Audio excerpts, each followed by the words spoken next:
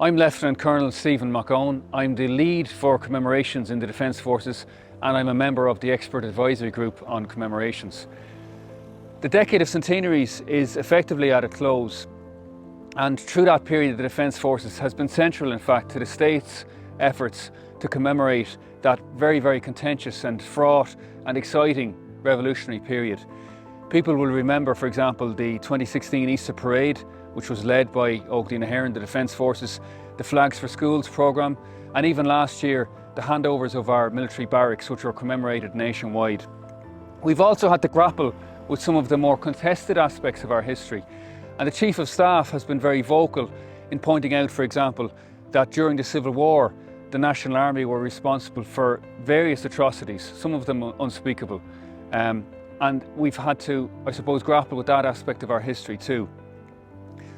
Ironically, however, one of the areas that has not been included in what is supposed to be an inclusive programme of events is the memory of the 810 National Army soldiers who died during the Civil War.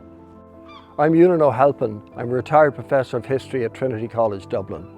By chance, I'm also a relative of two senior officers on the anti-treaty side in the Civil War. That's to say, Jim Maloney and Con Maloney, who was Deputy Chief of Staff. So my family links are very much on the anti-treaty side. My grandmother, Cathy Barry, was also very much involved. Having said that, as an historian, I think it's well past time that the state formally acknowledged not simply the fact of a civil war, but the fact that the state was victorious, and that it was victorious because its armed forces, the National Army, secured a victory against the anti-treaty forces. About 40,000 soldiers served in the National Army during that period, and to quote one famous historian, not all of them can be categorised as bloodthirsty perpetrators of atrocities. We had ordinary men, some had served in the British Army, some in the Irish Volunteers, some even were out in 1916. And a selection of mainly working class men who fought for their country during the Civil War and in actual fact protected the state and the democracy that we enjoy today. And they did this not simply by weight of numbers, because in the early days of the Civil War, when the key battles were fought, the IRA, the anti-treaty IRA, was numerically stronger, but they did it because they were better organised and better led. And the men who died in the National Army deserve to be commemorated equally with those who died on the anti-treaty side. I think it's high time that we all realise that the Civil War, while it created the party system in Ireland through what became Fianna Fáil and what became Fine Gael, did also create a functioning democracy. It's very hard to look at to find any other example where power was transferred peacefully from the winners of a civil war to the losers within 9 years of the conflict ending. So it's very important then that those men would be commemorated as we approach the end of the decade of centenaries.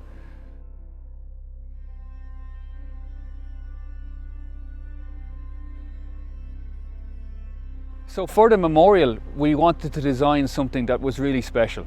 Something that would both respect the integrity of the existing site, where General Michael Collins is buried, but also a memorial that would encapsulate the traditions and, I suppose, the essence of Óglaigh and hÉireann, the Defence Forces.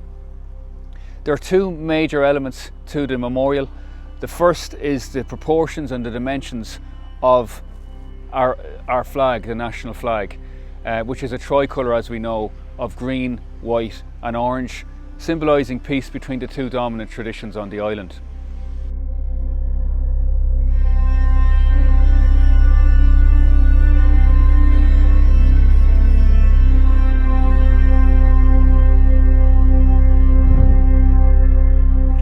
Started here in Stradbally in 1960 by Jimmy McKeown. Back then in 1960 he got his own quarry down in Kilkenny, and from that time stone has been quarried in our quarry in Three Castles, Kilkenny, and brought up here to Stradbally for further processing. We have a great tradition amongst the sculpture community in Ireland, and many sculptors would have worked here in the last 40-50 years. Usually there's one to two sculptors working here in the yard. They come, they work on their pieces and then bring them on. I started my apprenticeship here in 1982 with McKeown Stone. I'm from Kilkenny, which is the heart of Irish limestone really, so I'm really passionate about working in this stone, and I've stuck with it for 41 years now. So I specialise in hand-carved lettering, so it's a huge aspect of my work, and that leads me to all sorts of jobs, and this one for the Defence Forces is the latest, and it's just lovely to be involved in it. My name is Ciarán Byrne. I live in Greystones, County Wicklow, and I've been carving stone since about 1996. So that's heading on, coming towards 30 years now. Learned to carve stone mostly with a lady called Belinda Eade in London. Then from about 2001, I've been back in Ireland doing various jobs as well as the stone carving. Most of my time is taken up now as being a secondary school art teacher. But during the summers and summer holidays and weekends, I keep up the stone carving and sometimes get a chance to do great jobs like this one.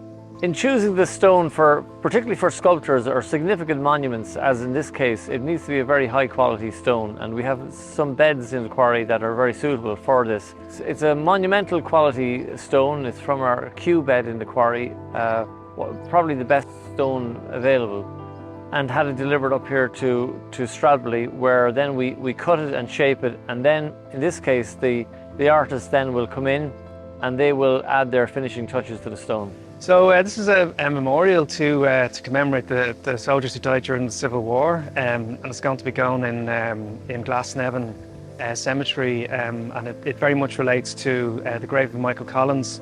It's a very important piece. I'm really proud personally to be involved in it. Like a lot of families in Ireland, I've got a family history of involvement in the Civil War. My grandfather was involved, and so I've got quite a personal connection with it. Getting to work with another stone carver, hÉireann Brannigan, and Gary Blakely's been great. He's the designer on the job, and he's been very precise and very careful and very thoughtful in the way he's laid the stone out. So it's a lovely piece of Irish limestone, and the shape of it is quite simple. The dimensions, even though much bigger, are of the Irish flag, and there's 2 lines of text at the top and 2 lines of text at the bottom. And the top 2 are Óglaigh and the bottom 2 are in English. So the part I'm doing is I'm carving the lettering that's in the Irish, curvy lettering. And I'm also going to carve the numbers 1922 and 1923. Carving a quote from W.B. Yeats on the back of the stone, and I'm carving the section down the bottom that's written in English. Yeah, we're very pleased and honoured to be associated with this particular monument for the Defence Forces in particular. We have done a lot of work in Glasnevin Cemetery, work on Michael Collins, Cross of Sacrifice, within that area, very close to where this monument will be erected. And so we're really, really pleased to be involved, and we think it's going to be a beautiful monument that will stand the test of time, and it'll be around in another 100 years, when it's probably commemorated again. The crest of Óglaigh na hÉireann is central to the identity of the Defence Forces. It's common to all 3 services, the Army, the Navy and the Air Corps, and it was designed by Professor Owen McNeill for the Irish Volunteers, our predecessors, in late 1913. So central to the monument is the emblem of Óglaigh na hÉireann, which represents the sunburst of the Fianna and has a warrior's belt with the words Óglaigh na hÉireann, and an Óglaigh is a volunteer soldier, literally a young warrior. The volunteer tradition is really important for us because we are, and we remain to this day, a volunteer army. The Óglaigh na hÉireann emblem is darkened on the monument, and that is in mourning, in keeping with the tradition that we had right back at the funeral of General Michael Collins, when the officers darkened their cap badges. And you can see my own cap badge is darkened, which a tradition we have kept going for the last 101 years at this stage. Yeah, we're a Thai cooperative foundry. We started back 35 years ago this year. A crowd of people got together, 7 of us got together, and we all worked in foundries back through Thai. Thai's a big history of foundries, back to 1920, the old AVI. So there's a couple of foundries started up, and we were working here, and just let closed down, unfortunately, and we decided then that we'd try it ourselves. So 7 of us got together and we started a Thai Co-op foundry, and we're 35 years going this year. Yeah, initially the drawing was sent to us, so the process then was making the pattern first and getting the approval then from the Defence Forces that it was what they were looking for as such. And then we go into the casting process then as such. We moulded it and then we cast it now today. So tomorrow we'll knock it out and hopefully then we'll get the approval then that the casting is okay. My name is Gary Blakely. I've been a graphic designer for about 40 years. I've been working for the 3rd Infantry Battalion for some time. I helped to put together their Centenary exhibition, Bloods 100. And through that connection, I was asked to submit a design for the Civil War Memorial. Well, one of the priorities was to ensure that it did not look like a new addition to what is a very important site within Glasnevin. The stone is Kilkenny blue limestone, which is exactly the same as what's been used for all the other elements here. And the basic design is the Irish flag, so the aspect ratio is 2:1. In other words, the stone is twice as wide as it is deep. And then we divide it up into 3 to figure out where the type would go.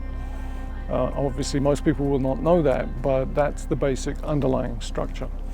Then the centerpiece is the cap badge, which is actually 10 times the size of an officer's cap badge today. The officer's cap badge is 47 millimeters. The one on the memorial is 47 centimeters. And it's blackened to reflect the fact that officers blackened their badges after the death of Michael Collins.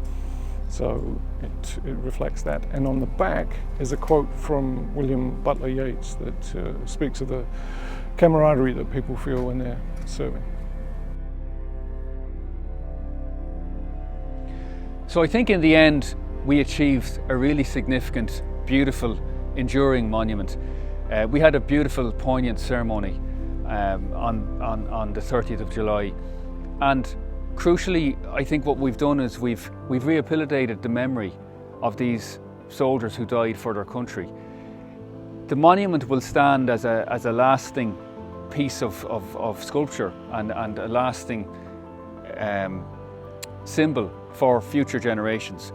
But perhaps from my own point of view, the most important people here are the relatives of those soldiers who died. And I think the relatives were delighted that finally their ancestors have been given the recognition that they deserve for their service to the state. And this monument will serve to inspire people for many generations to come.